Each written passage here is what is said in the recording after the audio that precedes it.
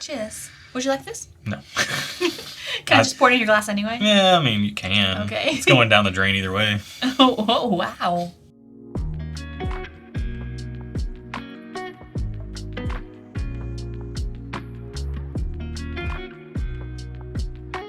Welcome to the channel, bringing a real-world perspective to the real-world whiskey consumer. I'm Josh. And I'm Erin. And we are back with another Pours Unknown episode where we draw a sample at random that you guys have sent in. Primarily our patrons, some of you guys who are viewers, and we taste it totally blind so that you can see our completely honest opinions on it. I do all the pouring, Erin does the drawing.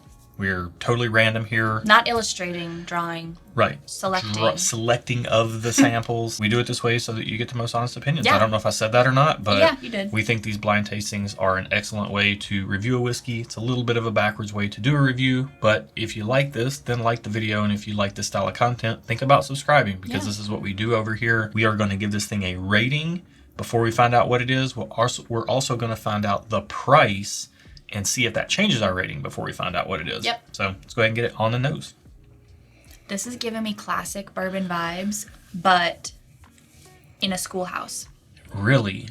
Like an old schoolhouse. Like an old one from like the 70s, so it's a little musty. Yeah, it's got a mustiness to it, which was the first thing that caught me. It's made with cement blocks, but they're kind of musty. Like, it's not a wooden cabin schoolhouse. It's like a school that was built in the 60s or 70s. There's a little must in the floorboards and the ceiling. Yeah, must and dust. It's kind of throwing me off, to be honest with you, because it's such a specific note. Not like a dusty older bourbon. People call older bourbons dusty bourbons. Not like that. It's like a funkiness in here. But not bad. And I don't know if I like it. It's intriguing to me. I'd like to taste it to find out more. Oh man, and now that I'm smelling it more, I'm getting this very distinct grass note. Like straight up grass. Interesting. Like fresh cut grass? No, fresh cut grass smells better than this. This is like actual grass on the ground. Oh, wow. So you're getting like grass and earth. I wonder if this is a rye. Well, it's got some characteristics of it, but it also has some characteristics.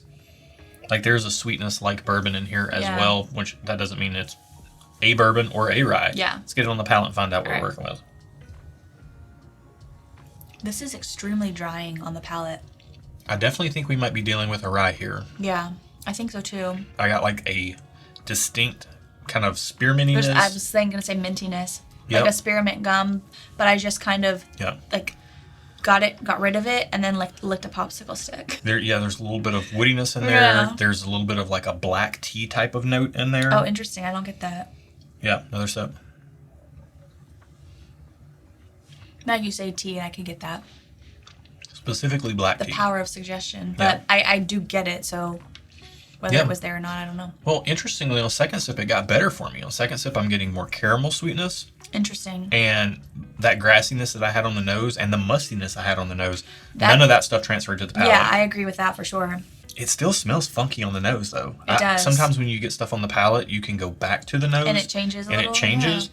This is exactly on the nose what it was. Mm-hmm. Just the palate and the nose are two totally different experiences. That's kind of wild. I do not enjoy smelling this. I might enjoy drinking this, though. Would you like one more sip to confirm? Well, I'm going to have to do one more sip to get some ratings together. But I will say that proof doesn't seem to be overly high. For a rye, it's not particularly spicy. Oh, you're going all in? You think it's well, rye? I think it is, but I've been wrong many times.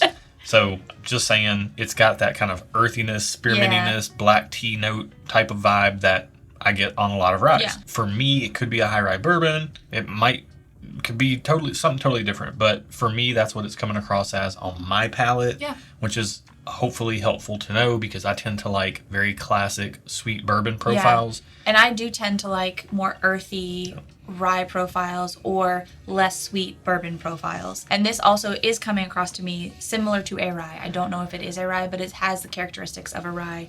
I'm getting some mintiness. It's kind of like, I feel like it's in the back of my throat, like the mintiness. If you breathe in after you've had like spearmint gum, it's kind of chilled back there. That's kind of what I'm getting. Yeah. And that's actually coming through on the nose now, and there's almost a little bit of a like cherry Jolly Rancher note on the nose as well. Not getting that, but okay. All right, we need one more sip to get some ratings together. Okay. Not rankings. We rank our head-to-heads. We rate these. One more sip for ratings, and then we're going to find out the price of what we're drinking. So this was a tough one for me because I like it, but I don't know if it's something I would drink regularly. So I'm going to give it a just okay. Yeah. I think there's other flavor profiles of other whiskey that I've had that I like a little more. So it's going to go just okay. If the price is right, it could go to thumbs up, but I'm guessing it's going to stay just okay. I think I'm at a just okay as well. I did get a little bit of that cherry sweetness on the palate that I was getting on the nose right before I took that third sip. But yeah, overall, this is good. I mean, it's seemingly a rye again. There's nothing off-putting in it, but there's nothing that's really blowing me away that I'm absolutely loving. I think that's what it is for me as well. Yeah, and for me, a lot of times people say, well, just okay, that doesn't seem like you're saying it's very good.